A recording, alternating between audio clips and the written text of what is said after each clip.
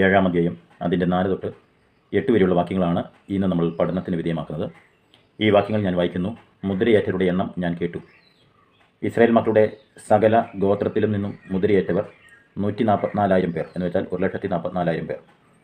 യഹൂദ ഗോത്രത്തിൽ മുദ്രയേറ്റവർ 12,000, രൂബേൻ ഗോത്രത്തിൽ 12,000, ഗാദ് ഗോത്രത്തിൽ 12,000, ആശേർ ഗോത്രത്തിൽ 12,000, നഫ്താലി ഗോത്രത്തിൽ 12,000, മനശ്ശെ ഗോത്രത്തിൽ 12,000, ശിമിയോൻ ഗോത്രത്തിൽ 12,000, ലേവി ഗോത്രത്തിൽ 12,000, ഇസ്സാഖാർ ഗോത്രത്തിൽ 12,000, സെബൂലൂൻ ഗോത്രത്തിൽ 12,000, യോസഫ് ഗോത്രത്തിൽ 12,000, ബെന്യാമിൻ ഗോത്രത്തിൽ മുദ്രയേറ്റവർ 12,000 പേർ. മുദ്രയേറ്റവരുടെ എണ്ണം ഞാൻ കേട്ടു എന്നാണ് ഈ വാക്യത്തിൽ 4-ൽ നമ്മൾ കാണുന്നത്. ദൂതൻ മുദ്രയേറ്റവരുടെ എണ്ണം വിളിച്ചു പറയുന്നു. ആകെ 1,44,000 പേർ. എണ്ണം കൃത്യമാണോ, പ്രാതിനിധ്യപ്രകാരമാണോ എന്നതിൽ വേദപണ്ഡിതാക്കളുടെ ഇടയിൽ തർക്കമുണ്ട്. ഇവിടെ പഴയ നിയമത്തിൽ പറയുന്ന 12 ഗോത്രത്തിലെ ദാൻ, എഫ്രീം ഗോത്രങ്ങളെ കാണുന്നില്ല.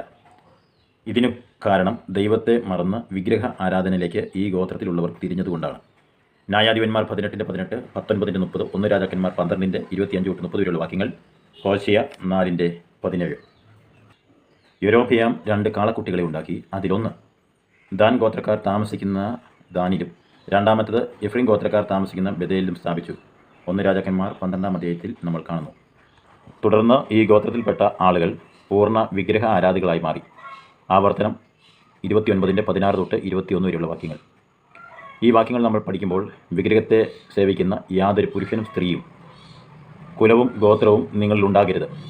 ഇനി അങ്ങനെ ഉണ്ടായാൽ അവരുടെ പേരും ഗോത്രവും ആകാശത്തിന് കീഴിൽ നിന്ന് മായ്ച്ചു കളയും. ഈ വചനപ്രകാരം വിഗ്രഹ ആരാധനയിലേക്ക് പോയ ദാനിന് പകരം യോസഫിനെയും എഫ്രീമിന് പകരം ലേവിയെയും ചേർത്ത് 12 ഗോത്രമായി. ലേവി ഗോത്രക്കാർ 12 ഗോത്രത്തിൽ പെടുന്നില്ല. യോശുവ ഗോത്രങ്ങൾക്ക് ദേശം അവകാശമായി കൊടുക്കുമ്പോൾ ലേവി ഗോത്രക്കാർക്ക് കൊടുക്കുകയോ അവരെ എണ്ണത്തിൽ ഉൾപ്പെടുത്തുകയോ ചെയ്തിട്ടില്ല. സംഖ്യാപുസ്തകം 26:62, യോശുവ 14:3-4 വാക്യങ്ങൾ. എന്നാൽ മുദ്രയിടുന്ന ഗോത്രങ്ങളിൽ അവരെ ഉൾപ്പെടുത്തുന്നു.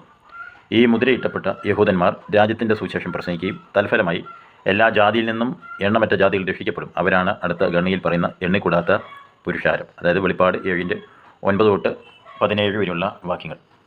ഈ വചനങ്ങളാൽ ദൈവം നമ്മെ അനുഗ്രഹിക്കട്ടെ. നാളെ നമുക്ക് വെളിപ്പാട് പുസ്തകം 7:9 പഠനത്തിന് വിധേയമാക്കാം. Thank you.